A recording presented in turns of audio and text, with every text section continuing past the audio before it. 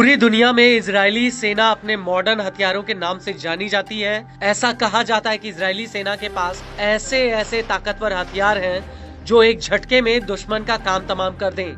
लेकिन 7 अक्टूबर 2023 से शुरू हुए गाजा युद्ध ने इजराइल की सैन्य ताकत पर भट्टा लगाया है। इतने संसाधन होने के बावजूद भी आईडीएफ को कानो कान हमास के हमले की पहले से कोई खबर नहीं लगी।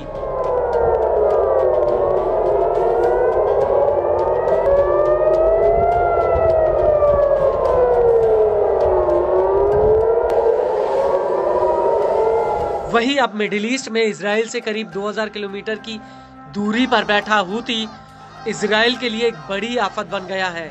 वो इसलिए क्योंकि हूती के ड्रोन और मिसाइल हमलों के आगे इजरायली सेना के तमाम बड़े बड़े हथियारों की हवा निकल गई है। दरअसल आईडीएफ के पास एयर डिफेंस सिस्टम, आयरन डोम और एरोड एयर डिफेंस सिस्टम है, जिनको लेकर कहा जाता है कि आसमान में अगर परिंदा भी पर मारे तो इजराइल के इन एयर डिफेंस सिस्टम्स को पता चल जाता है। लेकिन हूती की मिसाइल और ड्रोन्स का इन एयर डिफेंस सिस्टम के पास कोई तोड़ नहीं है।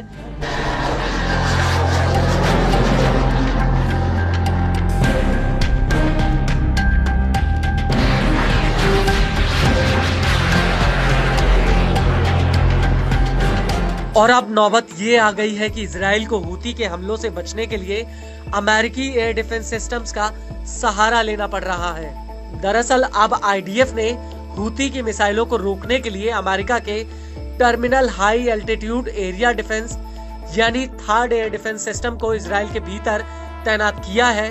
और 27 दिसंबर 2024 को पहली बार एक अमेरिकी सैनिक ने इससे इंटरसेप्टर मिसाइल फायर की। दरअसल यह मिसाइल हूती द्वारा फायर की गई एक मिसाइल को हवा में मार गिराने के लिए दागी गई थी। इसको लेकर एक वीडियो भी सामने आया है जिसमें मिसाइल दागते वक्त एक अमेरिकी सैनिक ये कहता हुआ नजर आ रहा है कि मुझे 18 सालों से इस दिन का इंतजार था।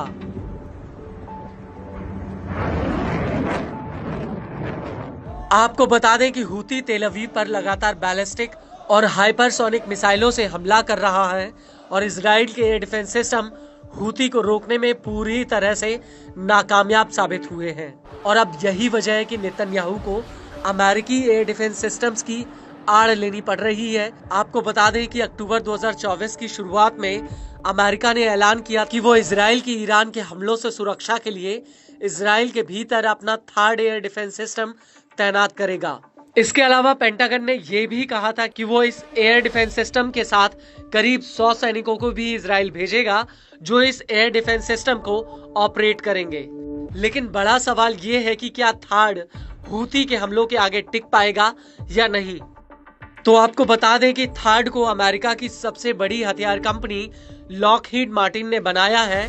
थर्ड एक एंटी बैलिस्टिक मिसाइल सिस्टम है। अमेरिका के एक थर्ड एयर डिफेंस सिस्टम की कीमत $1 अरब से लेकर $1.8 अरब तक है। इसकी इंटरसेप्टर मिसाइलों की रेंज 150 से 200 किलोमीटर तक है। यह सिस्टम पृथ्वी के भीतर और पृथ्वी के बाहर के वातावरण में मिसाइलों का पता लगा सकता है। थर्ड को चलाने के लिए करीब 95 सैनिकों की जरूरत होती है। इसमें 6 ट्रकों पर लॉन्चर्स तैनात होते हैं जिनमें प्रत्येक लॉन्चर में 8 मिसाइलें होती हैं, यानी कुल 48 इंटरसेप्टर मिसाइलें। यह एयर डिफेंस सिस्टम कम दूरी, मध्यम दूरी और अंतर मध्यम दूरी की मिसाइलों को काफी ऊंचाई से मार गिराने में सक्षम है। इसका रेडार सिस्टम बेहद ही ताकतवर है और हर लॉन्चर की रीलोडिंग में करीब 30 मिनट का समय लगता है। Third air defence system America के कई प्रकार के एयर डिफेंस सिस्टम जैसे एजिस और पेट्रियट मिसाइल डिफेंस सिस्टम के साथ बातचीत कर सकता है। थर्ड विस्फोटक वाले हथियारों को नहीं ले जाता है, बल्कि यह काइनेटिक ऊर्जा के जरिए अपने टारगेट्स को हवा में ही ढेर कर देता है, जिसमें यह अपने सटीक रेडार सिस्टम की मदद लेता है। इसके बैटरी रेडार 2 तरह से काम करते हैं।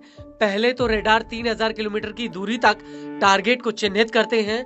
इसके बाद इसका टर्मिनल मोड अपने टारगेट को नीचे उतरते वक्त ऊपर की तरफ लक्षित करके उसके ऊपर हमला कर देता है।